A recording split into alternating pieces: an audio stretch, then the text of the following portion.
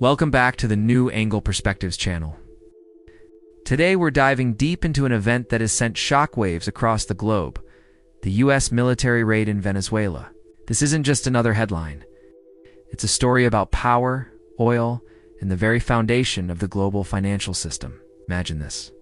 Under the cover of darkness, U.S. Special Forces launch a precision raid on Caracas. Their target, Nicolas Maduro and his wife Cilia Flores. Within hours, they're captured and on a plane to New York, where they plead not guilty to a host of charges. The operation was surgically precise, a testament to American military capability. But it wasn't without cost. Reports indicate casualties on Venezuelan side. Back in Caracas, the digital fog of war descended, with widespread electronic jamming cutting off communications. The immediate aftermath was chaotic. With Maduro gone, interim President Delcy Rodriguez stepped into the power vacuum. Key regime figures like Diosdado Cabello, however, remained defiant, vowing resistance. The streets of Caracas were a mix of tense, quiet, and suppressed celebration, as security forces loyal to the old guard quickly cracked down on any public displays of joy. The Venezuelan security apparatus, though fragmented, was far from broken. So why did this happen? The official narrative points to restoring democracy, but the underlying motives seem far more economic. The core of the issue is oil. Venezuela sits on the world's largest proven oil reserves, and the U.S. has made its intentions clear. It wants control.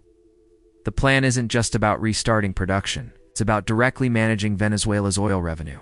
Think of it as governance through finance. Major American oil companies were reportedly already involved in post-raid planning, with sanctions relief offered as the ultimate bargaining chip, contingent on handing over the keys to the oil fields. This move has been met with a firestorm of international condemnation. United Nations immediately warned of a dangerous erosion of international law and national sovereignty. For many countries, this raid sets a terrifying precedent. If the U.S. can do this in Venezuela, who's next? The geopolitical chessboard lit up instantly. China, a major creditor to Venezuela, voiced strong opposition to exclusive U.S. control over the country's oil. But the most dramatic confrontation came from Russia. In a bold move, the Russian Navy intercepted a U.S.-bound oil tanker in the Caribbean, escalating tensions far beyond Venezuelan borders. This isn't just about one country anymore. It's a direct challenge between global superpowers. The conflict also hits closer to home than you might think. The U.S. refineries, particularly along the Gulf Coast, are specifically designed to process Venezuela's heavy crude. With that supply chain now in jeopardy, America faces the real risk of a domestic energy crisis. This dependency gives Venezuela a powerful, albeit risky, countermove.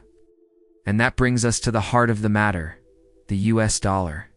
For decades, the global oil trade has been conducted almost exclusively in U.S. dollars, the petrodollar system. This has been the bedrock of American economic dominance. But now, Venezuela, backed by a growing coalition of nations, is threatening to price its oil in other currencies. This is a direct assault on the dollar's supremacy. This single raid has accelerated a global trend that was already underway. Countries are increasingly looking for alternatives to the U.S.-led financial system. Think of the BRICS nations' payment systems, or China's SIPs. The fear in Washington is that this Venezuelan crisis could be the tipping point, triggering a mass exodus from the dollar. Suddenly, the operation looks less like a mission for regime change, and more like a desperate defense of America's financial hegemony. The fallout has been immense. U.S. unilateralism is under intense scrutiny. Whispers about past discussions of purchasing Greenland and anxieties about future interventions are growing louder. Even America's closest European allies are nervous. They're reaffirming the sanctity of borders, worried about the precedent this sets. The raid might have been a tactical success, but strategically, it may have been a monumental miscalculation. So, what's the core takeaway here? In an attempt to secure its financial dominance and control a vital energy resource, the United States may have inadvertently hastened the decline of the very system it sought to protect. The defense of the dollar could become the reason for its downfall.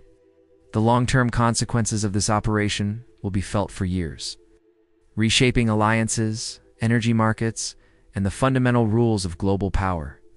It's a complex, unfolding story, and we'll be here to track every development. Thanks for watching. If you found this analysis insightful, be sure to like, subscribe, and hit that notification bell so you don't miss our next deep dive. See you next time.